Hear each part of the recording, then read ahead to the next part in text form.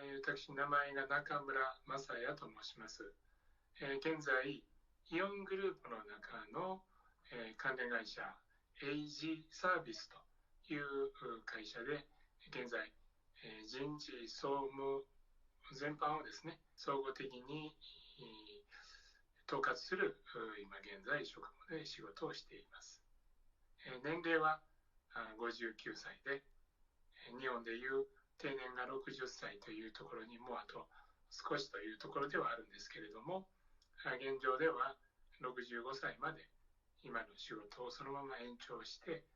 仕事を続けていくつもりでいます。で、大学を出てからは33年間、皆さんもご存知のパナソニックという会社で仕事をしてまいりまして、そしてその後、今4年ほどなるんですけれども、イオングループの中で人事総務、特に採用などを中心とした仕事に今関わっています。リーダーシップっていうその考え方は時代において非常に変わってくるものでもあるとは思いますが、現時点で言えるリーダーシップというのは、特にこういうビジネスの産業界の中では、このなかなか先の見えない時代をきちんと先を見通して、その時代を見ながらですね、現在何をしなければならないのかというのをはっきりと見たメンバーをですね、その方向に向けてベクトルを合わせて進めていけれる、そういう力を持っている人がリーダーシップというものではないかと思います。日本のビジネスはなかなか一人が旗を振ってついてこいという組織ではなかなか成り立たないっていうことなので、やはりそのカリスマ性を持ちながらも、それに関わっている人たちのモチベーションをしっかり、向上を上げてですね、そして先ほど申しているようなベクトルを一つに合わせていくという、そういう力が一番必要ではないかと思います。単に、財力を蓄えるだけが成功というふうに私は考えていなくて、やはりその時代において、その企業でしか成し得ない、そういった価値観を、きちんと達成できるですね、その社会に求められるものをしっかり提供できる力を持っている企業が成功とを得る一つの路線に乗っているのではないかと思います。組織のトップ社長であり CEO と呼ばれるものをトップにしながらですね、それぞれの職務に応じての責任を担う人たちがそれぞれその下の部下の人たちをまとめていくというものの中にありますので、単に上下関係というものではなくですね、それぞれの分野での力を達成できる、そういう組織を作り上げていくものではないかと思います。日本の文化っていうところから考えると、小さい時から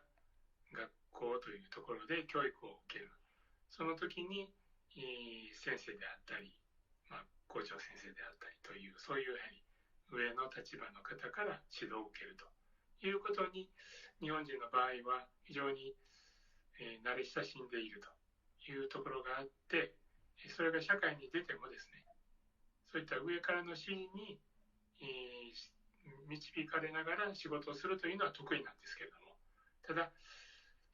そこの中で日本の今少し停滞感があるのは、上からの指示を待っているだけという組織体が非常に最近多いということで、やはりそこから想像力あふれる新しいビジネスというものがなかなか日本では生まれてきていないというところが今の大きな課題ではないかと思います。そうですね、日本の今ビジネスの組織の中では1年間においてあなたの仕事はこれだけの仕事を達成してくださいというそういう課題表というものを1対1でその方と面接をしながら上司から指示を受けて、そしてそれを自分なりに納得をして、それに基づいて1年間の成果を上げるという、そういう形で図られていっているのが現状だと思います。その分野においての、プロフェッショナル性をきっちり持っているという信頼感を部下に与えた中で、ただ単なる仕事における上司部下というだけではなく、やはりそこは、どうでしょう、それぞれのパーソナルのそういったものをきちんと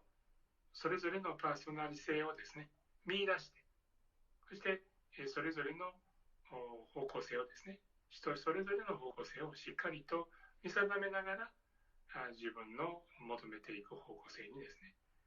まとめていくということが大きなポイントだと思います。共感するということはやはり自分の考えを同じにしていくということになりますから、そうするとその求めて上からまた組織から求められているものに自分の心の中で一緒に与えられてやらされているという感覚ではなくて、一緒に自分もその一つの目標に向かって達成することで同じ喜びを味わえる、そして味わいたいっていうことから一つのその組織をまとめる大きな大きな課題を解決する方向になるのではないかと思います。共感ということはとても大切だ